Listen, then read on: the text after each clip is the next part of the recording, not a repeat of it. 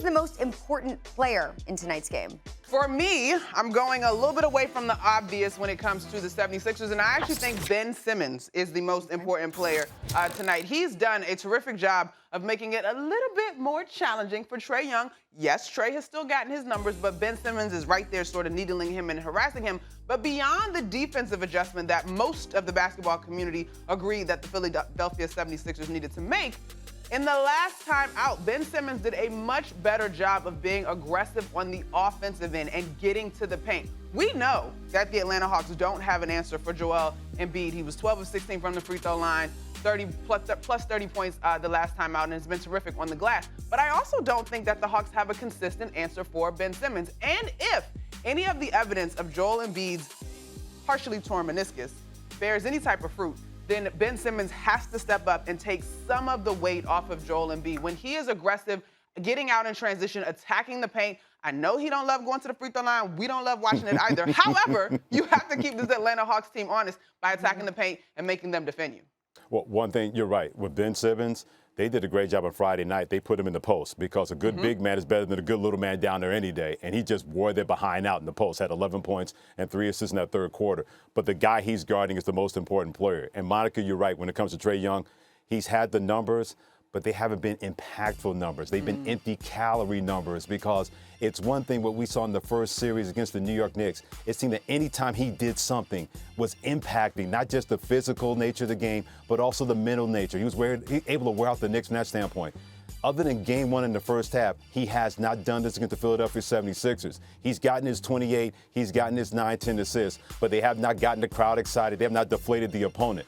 That has happened the other way because Joel Embiid has been unbelievable in this series and what he's been able to do. But other guys have stepped up. Seth Curry, he's made impactful plays. Ben Simmons, he's made impactful plays. Thibault, he's made impactful plays. Trae Young has not been able to have somebody else make him have those impact kind of plays. John Collins can do it, but not to the level that we saw in the first round series against the Knicks. Same thing with Clint Capella, both ends of the floor.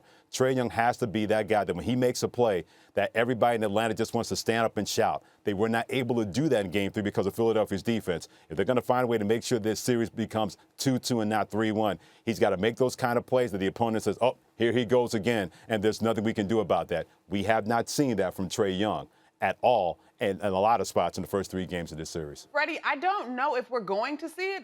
I was agree, up close and personal with that Atlanta-New York series, and the difference to me defensively in terms of what the Knicks were able to do and what the Philadelphia Sixers are able to do is they can put pressure both on Trae as a ball handler and kind of disrupt what he's doing, but they also are fully equipped to have meetings at the rim. We've seen Joel Embiid swat down, Tobias Harris getting a mix there in terms of swatting away some of those lobs and making them more difficult of a pass. It's interesting that you said empty calories because, yeah, they weren't quite as energetic plays, but without Trae's numbers, these games aren't even as close at points in the ball game as they have been so far. So I agree with you there, but I just think Joel Embiid, Ben Simmons, for what he can do on both sides of the ball, continues to be my guy to watch moving into tonight. All right, well, the 76ers do have history on their side. They're the 5th team in history in the NBA to score at least 120 points in these 6 of their first 8 games of a postseason. 3 of the previous 4 went on to win an NBA title. So there's a little something to chew on. Okay, now let's look at the Jazz. They took a 2-1 series lead into LA, and tonight as Kawhi and the Clippers try to even the series after blowing out the Jazz in Game 3. So, Freddie, who you got in this one? I got the Clippers winning Game 4 because I thought this series would go to 6 or 7, so I'm not going to back away from that. And I thought the one thing the Clippers did was not so much playing with energy, but they played with intelligence. Because how many times, ladies, have we seen this team just going up and down the floor, just putting the ball in Kawhi Leonard's hands and hoping for the best? They were so efficient offensively, where they were able to move the ball and find the open man. They attacked the rim. They didn't care that Rudy Gobert was at the rim waiting for him. They said, okay, we're going to be there too. What are you going to do about it? They were able to reduce him just a little bit, and they were able to guard Donovan Mitchell just a little bit better. And I think this is where the absence of Mike Conley is going to be felt, because Donovan Mitchell has to do everything. He has to bring the ball up, facilitate. Joe Ingles can do it at times, but they want Donovan Mitchell to do it. When Mike Conley's in the game, then you can play Donovan Mitchell off the ball a little bit more. They can't do that until Mike Conley comes back. On the other side for the Clippers, so many other guys have been able to step up and make plays inside and outside. And when they're raining threes, then everything looks a lot better when they can get to the front of the rim. I think they're going to do that again. They slow down Donovan Mitchell, the spider enough, and they win Game 4 and make this a 2-2 series. Tall task of a formula. Now, listen, the Clippers were on fire. I think Reggie Jackson, Paul George, and Nicholas Batum combined for 15 of 21, I believe, from three.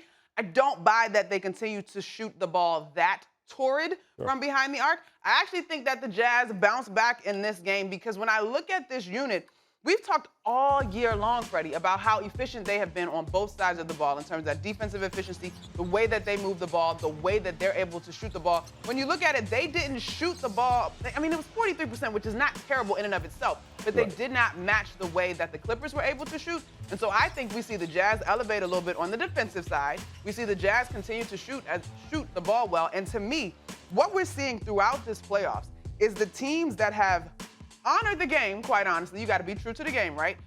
With continuity, have been together the bulk of the season, didn't try to skirt, matchups or anything in the playoffs. That, to me, is coming to fruition. When you look at both the Jazz and Phoenix, what they were able to do for the bulk of the regular season has come to fruition in the playoffs. And so I actually think the Jazz bounce back in this one. I still agree with you that this is a long series, but I think the Jazz get this one in LA. Thanks for watching ESPN on YouTube. For live streaming sports and premium content, subscribe to ESPN+.